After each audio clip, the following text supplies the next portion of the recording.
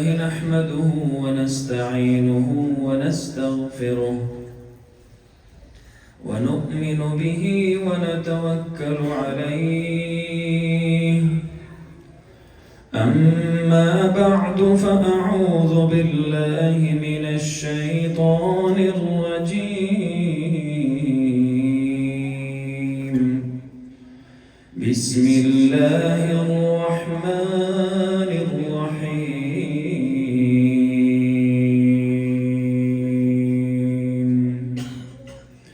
فلا أقسم بمواقع النجوم وإنه لقسم لو تعلمون عظيم. إنه لقرآن كريم في كتاب مكنون لا يمسه إلا المطهرون.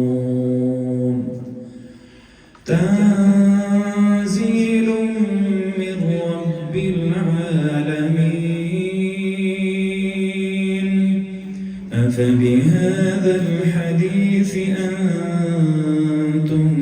مدهنون وتجعلون رزقكم أنكم تكذبون. فلولا إذا بلغت الحلقوم فلولا إذا بلغت الحلقوم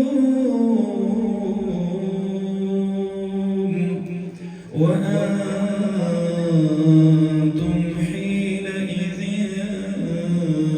تنظرون ونحن أقرب إليه منكم ولكن لا تبصرون. صدقت يا رب العالمين.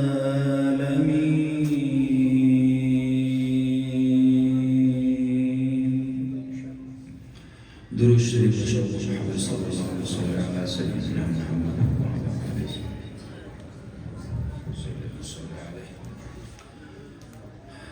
محترم المقام گرامی قدر معزز علماء کرام،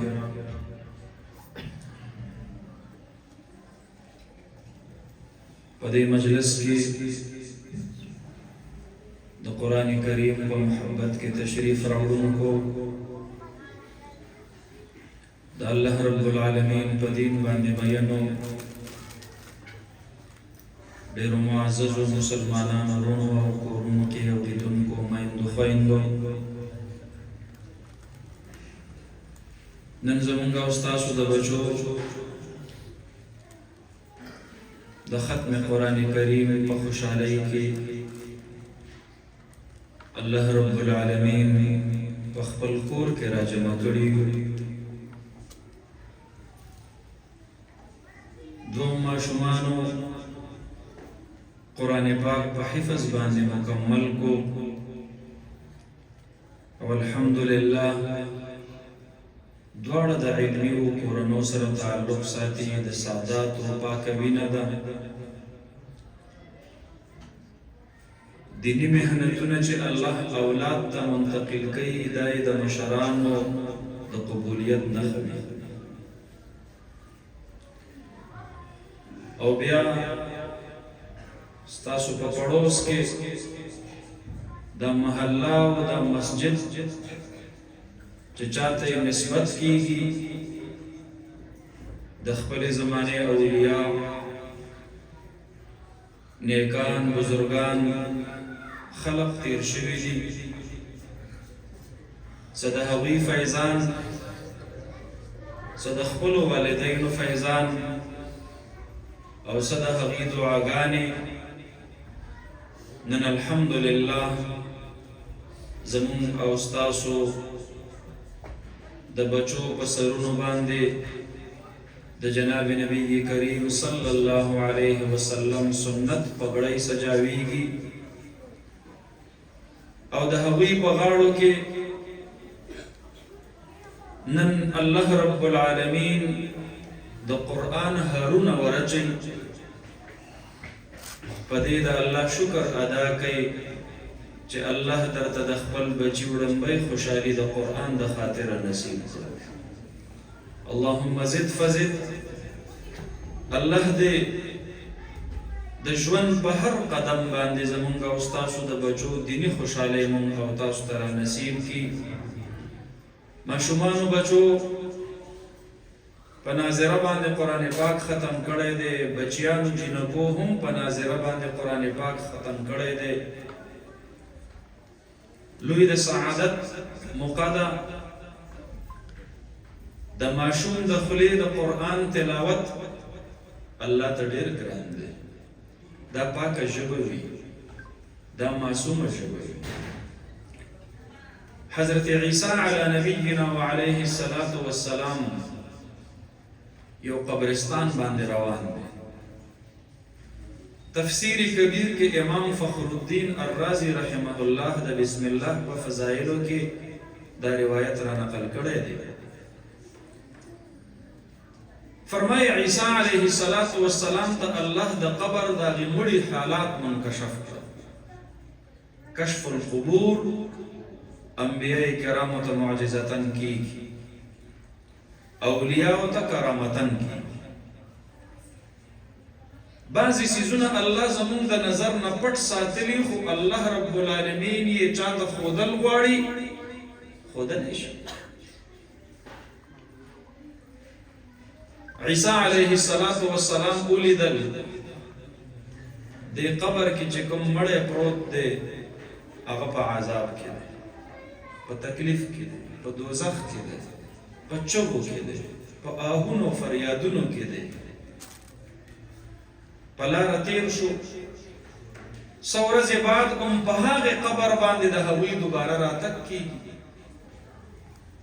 الله رب العالمین ورته هم د هغې قبر د هغې مړي حالات دوباره ښکاره کوي په مزو کې دی په باغونو کې دی په جنتونو کې دی په خوشحالو کې دی په خنداګانو کې دی ان القبر روضة من رياض الجنة او حفرة من حفر النيران من او تاسو د قبر د عذاب قائم نیکانو د پاره قبر د جنت د باغچو نه باغچه ده ګناهګارو د پاره قبر د یو کند نه ده د دوزخ د کندو نه یو کند الله دې موږ او تاسو ته حفاظت را نصیب حضرت عیسی علیه السلام حیران شو ربا خلاف عادت دی الله د قبر دننه حالات ما ته اخودل راز کو پکې پروت دی الله خدا راز را ته اوخه دا څه دی دا سړی اول ورځ زه په قبر تېرېدم دوزخي و اوس په قبر را تېرېږم جنتي دی الله د مرګ نه بعد د کوم عمل داسې قبول کو چې د ته د جنت فیصله وکړي الله رب العالمین ورته فرمایي زما محبوب پیغمبر حضرت عیسی علیه السلام دا مړی د خپل عمل په حساب سره دوزخي الله خو ظلم نه کوي چا سره الله رب العالمین په فیصله راځي او خلل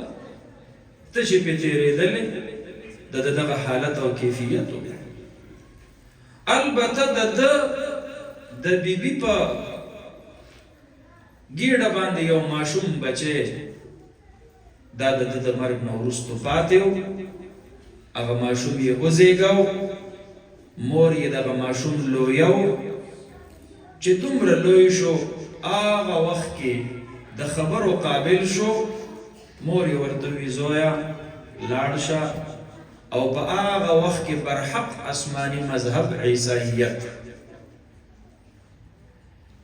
د آسماني کتاب د انجیل د زده کړې لپاره یو عیسائی عالم ته کېنه چې د الله رب العالمین احکام درته وښایي، احکام خداوندي زده که، کتاب خداوندي زده که. دا ماشوم لاړ شو حضرت عیسی علیه السلام او د عیسائی عالم ته مخې ته کېناست. هغه ورته د انجیل د زده کړې آغاز د بسم الله الرحمن الرحیم نه کو. ویل ورته وایه بچیا بسم الله الرحمن الرحیم. د په معصومه ژبه باندې ووی بسم الله الرحمن الرحیم. عیسی علیه السلام چې د چا بچې په معصومه ژبه ماته رحمان او رحیم ووایي، زما صفت د رحمان په جلال کې راغې. فرشتو ته مې وویل ما له حیا راځي، بچې به یې راته رحمان او رحیم وایي، پلار له به یې زه په قبر کې عذاب ورکوم. فرشتو ته مې وویل د بچي د رحمان او رحیم ویلو په خاطر مې ورله پلار معاف. د خپلو بچو د قرآن کریم تلاوتونه عبث مه ګڼئ. دا د دوی د مسجد د قرآن کریم دا تلاوت الله رب العالمین د مور او د پلار د رونو د خویندو په عملنامو کې لیکي. دا خو ماشوم دی، دی خپل نه دی راغلی، په خپل شوق او په خپل ذوق دی قرآن ته نه دی ناست. پلار د لاس نه نیسلی دی، قاري صاحب ته په مدرسه کې داخل کړی دی، مور پې نگراني کړې ده. هله زوی سکول نه راغلی، لاړ شه د قرآن کریم زده کړې له، د سپارې او د قرآن د سبق دپاره جومات ته لاړ شه. مور سرپرستی کړې ده. رور په لار کې لیدلی دی او د قرآن د سبق ټایم و، تپوس یې ترېنه کړی دی ته ولې نه یې تللی مسجد ته؟ قرآن سبق نه پټ شوی کور کې خور ته پته لګېدلې ده، مور ته یې وینا کړې ده، پلار ته یې وینا کړې ده. دا ماشوم نن د قرآن سبق له نه دی تللی. دا ټول خلق چې د ده د قرآن کریم په زده کړه باعث شوي دي. زه نه وایم، جناب نبی کریم صلی الله علیه وسلم فرمایي من دل على خیر کان له مثل اجر فاعله. چا چې بل انسان ته د نیک لار برابر کړله، رهنمایي وکړله، سرپرستی وکړله، نگرانی وکړله، الله رب العالمین په هغه نیکۍ کې پوره حصه او پوره برخه ورته نصیب کوي. دې ماشومانو یو پېره قرآن کریم نه دی ویلی. دې ماشومانو بچو کم از کم یو آیت کریمه سل ځله دوهراو کړی دی. دا د یو معصوم بچي کم از کم 100 ختمونه دي د قرآن حکیم. 100 ختمونه الله د دې معصوم د خاطره ستا عملنامه کې شامل کړل. د دې بچي پلاره ته خوش قسمت یې، د دې بچي مورې ته خوش قسمت یې. د دې کمایې احساس تا ته اوس نه کیږي. دې ماشوم په دې ماشوموالي چې تا له کومه کمایي وکړه، دا آمدني، دا انکم، دا پیسې، دا کمایي په دنیا کې تا ته نه ښکارېږي. خو چې په قبر کې ټولې کرنسۍ کار پرېږدي، نو ستا د بچي د قرآن کریم د الرحمن علم القرآن د تلاوت کرنسي به کار شروع هر طرف نه ناامیده شي. د دې ماشومانو بچو د قرآن کریم د تلاوت الله سره ډېر قدر دی. حضرت حذیفه ابن یمان رضی الله عنه فرمایي صاحب د بیضاوي د سورې فاتحې په آخر کې په تفسیر کې دا روایت را نقل کړی دی. فرمایي کله کله الله د یو قوم نه خفه شي، د عذاب اټل فیصله پرې وکړي. اټل فیصله مطلب ده فرشتو ته ووایي فلانکۍ ورځ باندې فلانکۍ نوع د عذاب دا زما له طرف نه ډن ان القوم ليبعث الله عليهم العذاب حتما مقضيا. اٹل فیصلہ. فيقرأ صبي من صبيانهم. د دې په ماشومانو کې یو ماشوم د دغه قوم روان شي او د قرآن کریم د زده کړې لپاره په وړاندې ورځ قاري صاحب ته کښېني، هغه ورته قرآن شروع کړي د سورې فاتحې نه. وایه بچیا الحمد لله رب العالمین الرحمن الرحیم. دا ماشوم په دې معصومه ژبه باندې ووایي الحمد لله رب العالمین. ربا تعالی ډېر لوی ثنا صفت دی. اے د دې عالمینو پیدا کوونکي پالونکي یا ربا الرحمن ته خو ډېر مهربانه یې، الرحیم ته ډېر عام مهربانه یې. الله جناب نبی کریم صلی الله علیه وسلم فرمای الله چې د دې معصوم بچی د قرآن د زده کړې د سورې فاتحې د وړاندې ورځې تلاوت واوري، الله فرشتو ته فرمایي دې قوم نه ډېر خفه وم، خو دې کې ماشومان دي او هغه په معصومه ژبه باندې ماته الحمد لله رب العالمین وایي، الرحمن الرحیم راته وایي. فيرفع الله العذاب عن تلك القرية ل40 عاما. الله رب العالمین د یو معصوم بچی د قرآن کریم د تلاوت د برکته د دغه قوم نه د روان هفتې میاش کال د پاره نه 40 کالو د پاره الله رب العالمین هغه خپل عذاب پورته کړي فیصله الله واپس کړي. دا د دې معصومانو بچو د قرآن کریم د تلاوت خاطر دی. او تاسو دیندار یې چې په خپلو بچو باندې مو قرآن ووي، دا ستاسو د دعاګانو نتیجه ده. ورونو د دې ماشومانو میندو دا ستاسو د دعاګانو نتیجه ده. مور چې نیک وي د زړه ارمان یې دا وي چې زما دا بچی نیک شولې، د قرآن زده کړلې، د ترجمه زده کړلې، د منځ زده کړلې، د قرآن حافظ جوړ شولې. دا د دیندار مور د زړه ارمان وي. حضرت امام مالک رحمت الله علیه فرمایي زما پلار هغه په وړوکوالي وفات شوی نو كانت امي تعلمني، مور به مې راله په ماشوموالي پټکې ووهل. وكانت تقول لي، او ما ته به ویل زویا اذهب الى ربيعه، لاړ شه ربيعه ابن ابي عبد الرحمن الفروخ د مدینې طیبې عظیم محدث زویا هغه ته مخې ته کښېنه وتعلم منه، هغه نه قرآن زده کړه، هغه نه دین زده کړه. فرمایي چې زه به کله راغلم مسجد نبوي ته کونډې مور به مې لاس اوچت کړ د الله یتیم بچی مې مسجد نبوي ته لېږلی دی، ربه ښکلی علم د دین ورته نصیب کړه. دا د هغې مور دعا وه. بچو د خپلو والدینو دعاګانې واخلئ. او دلته چې کوم وروڼه زموږ ناست دي تاسو ته وایم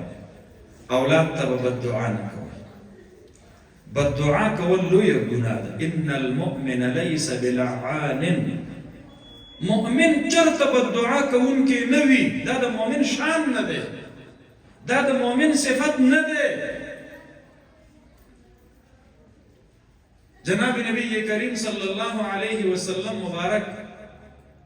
یو سفر کې روان دی. حضرت جابر رضی الله عنه فرمای وای د دوه غرونو ترمنځ یو تنګه غاټۍ وه، هغې کې زمونږ دا دوه اوښان د یو بل سره په لاره کې په تنګه لار کې یو بل سره برابر شو. نو د یو صحابي د خپل اوښ مخکې کولو دپاره یې ورله یو ګزار ورکړو او بیا ورته دا جمله وویله شق لعنة الله علیک. د خپلې اوښې ته خیره وکړله، بددعا یې ورته وکړله، شابه ځه په تا دې د الله لعنت وي. دا جمله خپلې اوښې ته هغې ته یې بددعا وکړله. دا جمله جناب نبی کریم صلی الله علیه وسلم واورېده. وی فرمایل قافلې والا ودرېږئ. اول تا آخر ټوله قافله نبی کریم صلی الله علیه وسلم مبارک سټاپ کړله، وی درول. صحیح مسلم شریف روایت ده. صحابه ته وفرمایل دا کومې اوښې ته چې خیره وشوه بددعا ورته وشوه سامان ترې نه کوز کوي دا به زمونږ سره په قافله کې یو ځای نه ځي فانها ملعونه ځکه دې ته بددعا کړې شوې ده او بیا وفرمایل لا تلعنوا على اموالکم بددعا مه کوئ څاروو ته بددعا مه کوئ ولا تلعنوا على انفسکم ځان ته به هم بددعا نه کوئ خدایه ما مړ کړې خدایه ما سره داسې وکړې ځان ته به بددعا نه کوئ دا حرام دي دا ګناه ده جناب نبی کریم صلی الله علیه وسلم مبارک یو صحابي له لاړ بیمار پرسۍ الصحابي بیماری دومره کمزوری کړی ساره کالفروخ لکه د مرغۍ بچوړی چې دا وزرې بڼې پې لا نه وي راختلي او دا شنه اډوکي په دې سرمن کې بهر راوتلي ښکارېږي داسې کمزورې د جسم نه جناب نبی کریم صلی الله علیه وسلم مبارک چې کله ولیدلو تپوس یې ترې نه وکړو ځان ته به دې بددعا خو نه یې کړي هغه ورته ویل د الله حبیبه یو ورځ خو مې داسې ویلي وو الله ستا د عذاب نه ډېر یېرېږم ربه آخرت کې چې کومه سزا راکې خدای دنیا کې راکه خیر دی خو د آخرت د هغې نه مې بچ وساته جناب نبی کریم صلی الله علیه وسلم مبارک ورته فرمایل هلا قلت ربنا آتنا فی الدنیا حسنه وفي الاخرة حسنه نو خو د دې په ځای به دې دا ویلي وکنه الله مره له آخرت کې راکوه مره له دنیا کې راکوه الله دنیا کې رالم ښکلی ژوند راکوه آخرت کې راله هم ښکلی ژوند راکه او بیا وفرمایل لا توافقوا ساعة خبردار بددعا مکوئ مومن مسلمان ته الله په 24 غنټو کې یو مرحله د نگاه کرم داسې نصیب کوي فتسألون الله فيها فيستجاب لكم تاسو کو فاغي کې دعا غواړئ او درته الله قبلي او تاسو بددعا غواړئ او درته الله قبلي اسه نه چې بددعا مخبل بچی ته کړی وي مېندو زما आवाज به اوري په لاوډ سپیکر باندې تاسو ته وایم اکثر زمون په کورونو کې بددعا دا زنانه ډېری کوي او دا جناب نبی کریم صلی الله علیه وسلم د مدینه طیبه زنانه را غونډې کړلې تاسو ته یو خبره کوم ای زنانو او چې کله ټولې زنانه را غونډې شولې رحمت للعالمین صلی الله علیه وسلم ورته فرمای والله انی لأریدکن اکثر اهل النار زما دې په رب ذوالجلال باندې قسم وي دوزخ کې مې زنانه او تاسو د نارینه په نسبت ډېرې ولیدلې زنانه او تاسو کو قلنا ولماذا یا رسول الله صلی الله علیه وسلم د الله حبیب موږ کوم ګناه کړی ده الله را پسه خفه ده ولی موږ دوزخ ته ډېرې تللی یو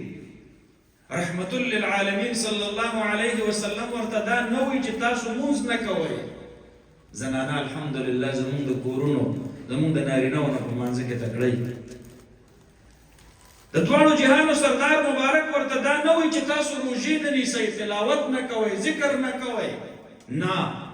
په دې ټولو عباداتو کې زمونږ د کورونو زنانه د نارینهو په نسبت باندې بهتري څه ورته فرمایي تکثرن اللعنه تاسو په دعا ډېره کوئ په کورونو کې خپل زوی ته معمولي غوندې غلطي وکړي مور ورته وایي ځواني مرګې شي ولې دې داسې وکړه میندو دا خیره مه کوه دا بددعا مه کوه تا به دلته د ژبې نه وتلي هلته به په اسمان کې الله قبوله کړي د مرګ کټ به ستا د زوی ځوانۍ ته انتظار کوي بس ځوان به شي بار به په موټر سایکل اکسیډنټ وکړي کور ته به درله اطلاع راشي ښکلی ځوان زلمی زوی زنه به یې ورله تړلي کفن کې به درته راشي دا د مور هغه بددعا وه چې دی غیر محسوس انداز کې یا غیر شعوري یا غیر ارادي بس د خولې نه یې وتلې وه فرشتو پې امین ویلی دی بره ختلې ده قبوله شوې ده انتظار و زلمی به دا ماشوم به کله زلمی کېږي بددعا به نه کوه هرګز مه کوئ د مور دعام الله نه واپس کوي او د مور بددعام الله نه واپس کوي ثلاث لا ترد د مور او د پلار دعا الله نه واپس کوي ځوانانو بهر خلقو پس نیکانو بزرگانو خواله زی بشک از تاسو منع کوم نه خو د یوې بې تعلیمه او جټې او ساده مور د یو انپړ والد صاحب دعا ستاسو دپاره د زرو اولیاء او د دعاګانو نه ډېره قیمتي ده د بزرگ دعا رد کېدی شي د پلار دعا نه رد کېږي دا زه نه وایم دا جناب نبی کریم صلی الله علیه وسلم فرمایي د هر چا دعا ستا په حق کې واپس کېدلی شي د پلار دعا نه رد کېږي د دې پلار دعا د خپل ځان په حق کې نشي قبلېدلی ممکنه ده ګناهګار به خو د زوی په حق کې مجرم نه مجرم پلار چې دعا وغواړي الله رب العالمین یې نه واپس کوي الله یې قبلوي خو دعا د ژبې نه دعا د زړه د زړه دعا خپلو والدینو خدمت وکړئ داسې خدمت یې وکړئ چې د شپې په توره تیاره کې الله سره ځان له راز و نیاز کې وي ربه زما د دې سپینو ډکو په خاطر الله زما دې زوی ته د دنیا ټولې لارې اسانې کړه دا د پلار دعا دا د مور دعا او د مور بد دعام الله نه رد کوي زه درته د ځان نه وایم جناب نبی کریم صلی الله علیه وسلم فرمایي د صحیح مسلم شریف روایت دی ابو هريره رضی الله عنه نقل کړی فرمایي تیرو امتونو کې یو نیک انسان او جریج دا غننو هغه جریج یو عبادت خانه ځان لپاره دنګ غونډۍ باندې جوړه کړله او هغې کې به یې ځان له عبادت دې امت کې الله رب العالمین رهبانیت منع کړی تیرو امتونو کې رهبانیت جایز و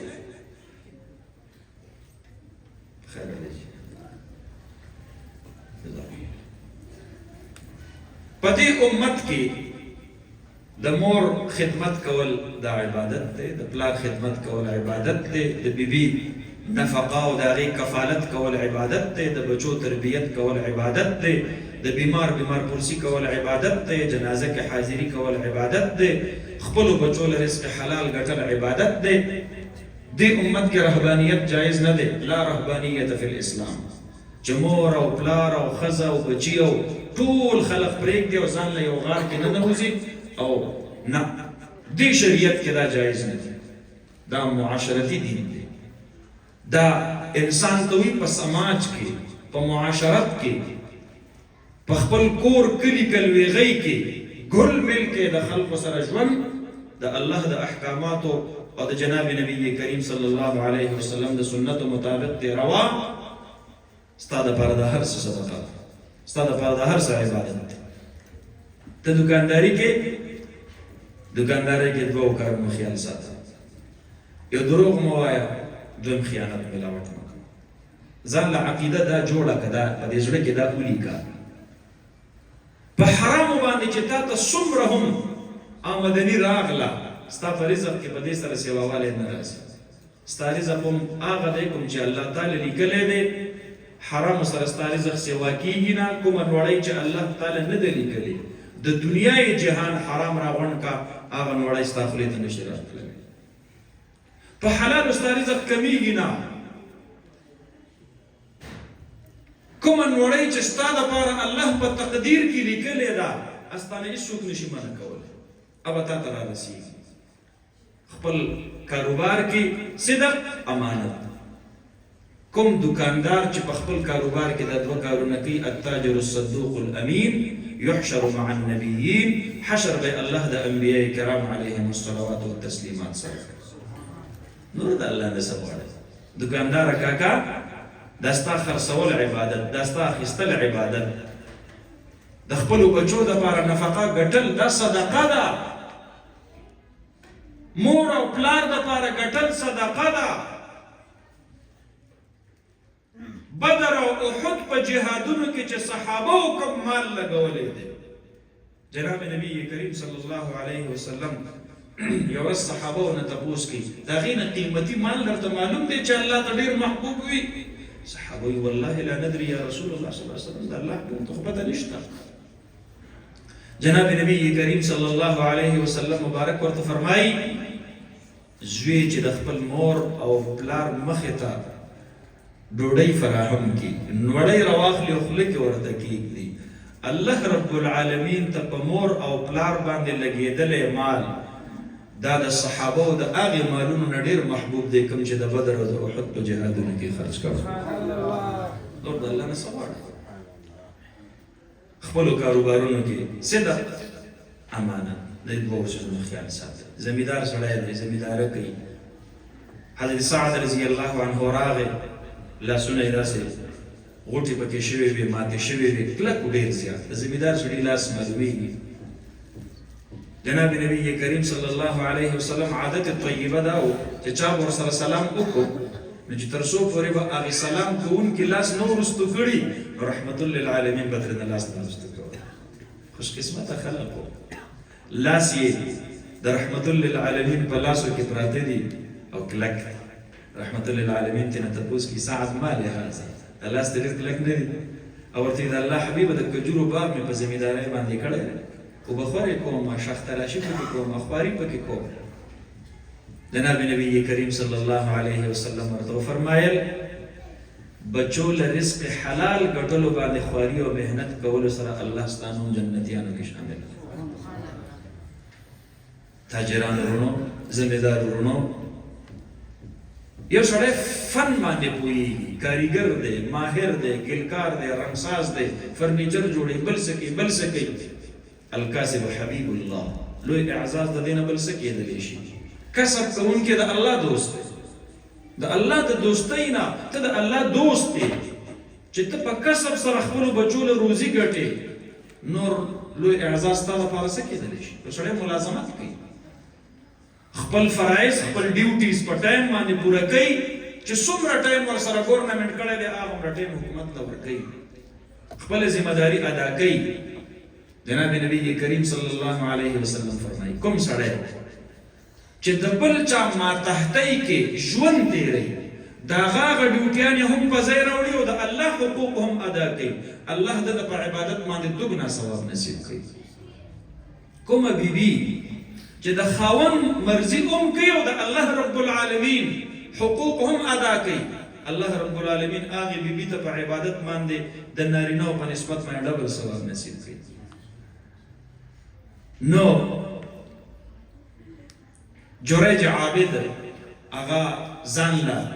عبادت خانه جوړه کړله په یو غونډۍ باندې. ابو هریره رضی الله عنه فرمایي وی جناب نبی کریم صلی الله علیه وسلم مبارک وفرمایل مور یوه بوډۍ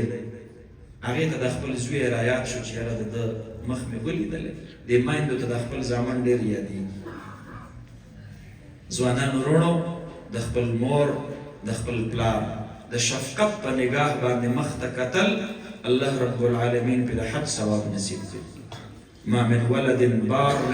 ينظر إلى وجه أبيه نظرة رحمة إلا كتب الله له بكل نظرة أجر حج مبرور. چې کله یو ځوان زلمی د مور مخ ته او د پلار مخ ته د احترام په نظر ګوري، حدیث مبارک کې راځي الله رب العالمین په یو نگاه باندې دته د حج مقبول ثواب ورکوي. اوس چې رحمت للعالمین فرمایل چې حج مقبول دی بیا به څه شک شبهه پاتې شو. صحابه نه تپوس کې اولو ينظر كل يوم 100 مرة یا رسول الله صلی الله علیه وسلم، د الله حبیب کو یو سړی د ورځې 100 ځله د پلار مخ ته ګوري، کور کې ورسره یو ځای پاتې کېږي او د احترام او د خدمت او د عزت په نگاه ورته ګوري. پلار ته په برندو سترګو مه ګورئ، مور ته په برندو سترګو باندې مه ګورئ، سترګې پرې راوباسئ، بدماشۍ کې جواب ورکړئ. پلار بوډا دی تا ته اوس څه نه وایي، خو که د شپې یو ګیله الله ته وکړه د پلار د څپېړې نه د الله څپېړه ډېره زوړوره ده،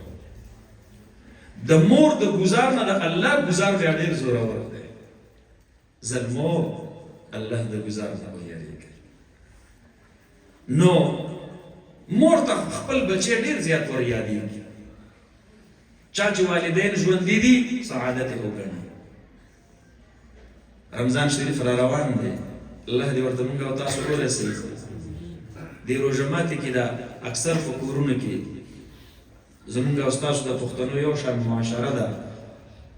نو دا نارینه یو سیټ ته او زنانه بل سیټ ته، خو ټول په یو دسترخوان باندې روژه ماتي ته کښېني عموما،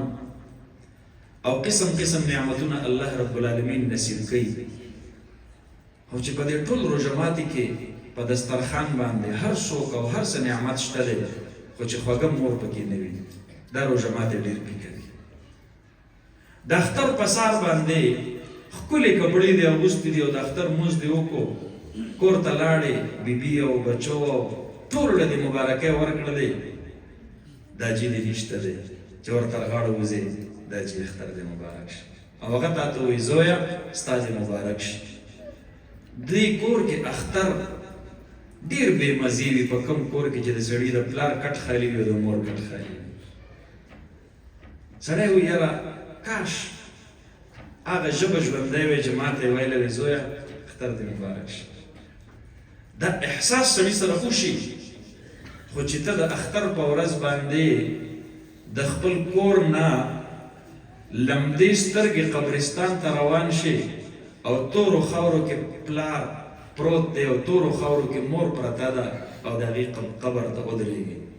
هغه وخت کې سړي ته احساس وشي کاش دا جي ته ژوندی وې، کاش مورې ته ژوندی وې. ځوانانو وروڼو تاسو ته وایم، کورونو کې اورېدونکو پیغلو خویندو تاسو ته وایم،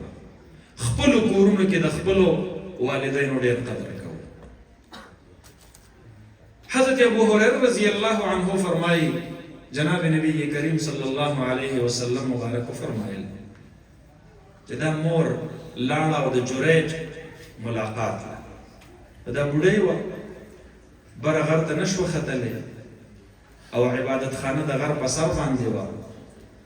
نو دې مور یې د لاندې نه دې خپل زوی ته آواز وکړ، یا جریج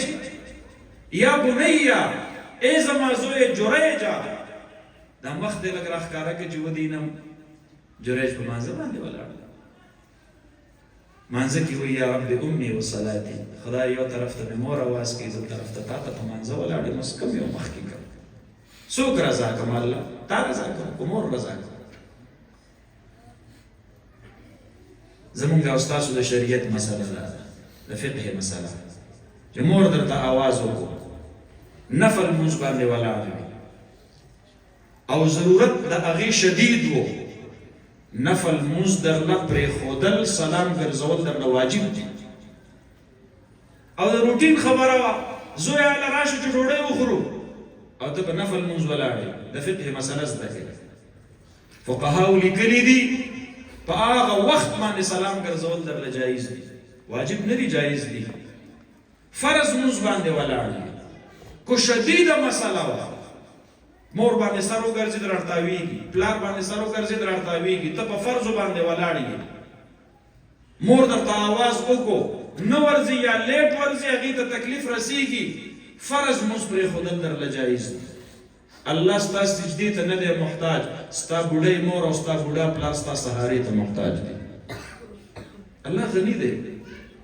بې نیازه دی. الله ته کو دې سجده ونه لګوله، الله خدایه کې کمی نه راځي. مور ته کو دې سهاره ورنه کړله او پلار ته دې سهاره ورنه کړله او راړتاو شو، په تکلیف کېږي. دا د فقه مسله ده. جناب نبی کریم صلی الله علیه وسلم مسجد نبوي شریف کې ولاړ دی، یو صحابي ورسره مانځه باندې دی نفل دی، د هغې صحابي مور په لاره تېرېږي، سر پرې وګرځېدلی، اواز یې وکړ یا بنیه، ای زما زویه هله رامنډې کړه. زوی یې مونځ ختم کو بیا لاړ شو. جناب نبی کریم صلی الله علیه وسلم وکتل، د صحابي نه خفه شو، وایي ورته مونځ به دې نه مکمل کوه، نیمګړی کې به دې سلام ګرځولی او مور له به ورغلی وي. او بیا د دواړو جهانو سردار مبارک یو لوی افسوس کوي، کاش زما مور ژوندی وي او ما مسجد نبوي شریف کې مونځ کولی او ما فاتحه لوستلی او زما مور ما ته د لارې نه آواز کړی وی وا محمده، ما به سلام ګرځولی او ما به مور ته ویلي و لبیک یا امي، مورې در ووتم. فرمایي کاش چې بچو ته د خپلې مور د مینې احساس کېدلی کاش چې د چا مور ژوندی د هغې ته دا احساس کېدلی چې مور څومره لوی نعمت دی رحمت للعالمین فرمایي زما نه په ماشوموالي الله پلار هم اخیستی مور رانه هم اخیستی ما ته اندازه ده مور آواز څومره خوږي یا بنیه رحمت للعالمین ارمان کی کاش زما مور ژوندی او په دې لاره د مسجد نبوي مخې ته تېرېدلی او ما ته یې آواز کړی وی وا محمده ما به جواب ورکړی و لبیک یا امي مور یې درغله ځوانانو د خپلو والدینو اطاعت هغه ګواه کوي او وی ورته وی ماشوم د مور په غېږه کې چېرته خبرې کوي دی ورته وی زما د پاک دامنۍ اقرار به هغه کوي زنانه راوستلی شوله دی په مانځه ودرېد الله ستا په علم کې ده خدای ما دا ګناه نه دی کړی خو زه د مور بددعا وهلی یم زما مور ما ته بددعا کړې وه هغه زنانه د ځان سره ماشوم راوړو د قوم خلق ترې نه تپوس کوي هغه ماشوم نه د غېږې ماشوم دی ته د چا نه پیدا یې اقرار وکړه د دې جریج نه پیدا یې هغه ماشوم ورته وایي نه د ده نه یم پیدا دی پاک دی د دقې عبادت خانې نه یو شپونکی راکوز شوی و زه د هغه نه پیدا د خپلې مور بددعا دې ځای ته راورسولم ابو هريره رضی الله عنه فرمایي مور یې ورته صرف دا بددعا کړې وه زویه طالبه تر هغه وخته مرګ نه راځي چې په سود پتا الزام نه یې لګېدلی خو کوی دا بددعا یې ورته کړی وی چې طالبه تر هغه وخته مرګ نه راځي چې تر څو پورې ته په دې ګناه کې واقع شوی نه فرمایي ابو هريره رضی الله عنه وی زما د قسم په الله دا مور خیره او بددعا به الله عبس نه بوستله او دی به الله په دې ګناه کې هم واقع کړی خپلو د میندو بددعا د پلار بددعا الله عبس نه بوسي والدینو ته درخواست کوم د خپلو بچو ته دعا کوئ او د ځوانانو ته درخواست کوم د خپل مور او د خپل پلار نه ډېرې دعاګانې واخلئ الله رب العالمین دې د دې مدرسې دا خدمات په خپل بارګاه عالیه کې قبول او منظور فرمایي دا زمونږ دا ختم قرآن محفلونه چې وي دا اصلاحي مجلسونه وي چې دې سره معاشره کې اصلاح راشي کومه کمی کمزوري راغلی وي هغه کمی کمزوري هغه د معاشرې نه ووځي ما ته نن په معاشره کې د ټولو نه لویه کمی کمزوري دا ښکارېږي اولاد د مور او د پلار قدر دې کې ډېر کمی راغلی اکثرو پلارانو ته د بد کردار او بد اخلاقه زامنو د لاسه د زړه دورې کوشوي ما په خپل سترګو لیدلي دي اکثر میندې د شوګر بیمارانې شولې د زړه بیمارانې شولې د ټینشن د لاسه سایکو بیمارانې شولې صرف د دې خاطره چې اولاد ورته تکلیف رسي اذیت ورته رسي رونو داسې مه کوئ د مور او د پلار قدر هم وکړو ستاسو اولاد به ستاسو قدر کوي کو د مور او پلار قدر هم ونه کو یاد ساتئ د خپلو زامنو نه او د خپلو لوڼو نه به د عزت تمنن ساتئ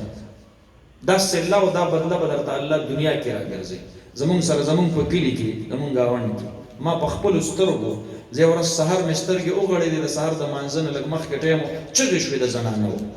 ما ویل چې داسې چل دی تپوس مې کور وکړو یوه زنانه چې عمر تقریبا د 80 کالو خواوشا زوی ورپسې لخته راغستې وه لخته او په هغه وخت کې هغه په لخته باندې وهله کومو وختونو کې چې به میندو په مسلو باندې اولاد دپاره دعا وغوښتله هغې وختونو کې نن میندې خپل اولاد ته بددعا کړه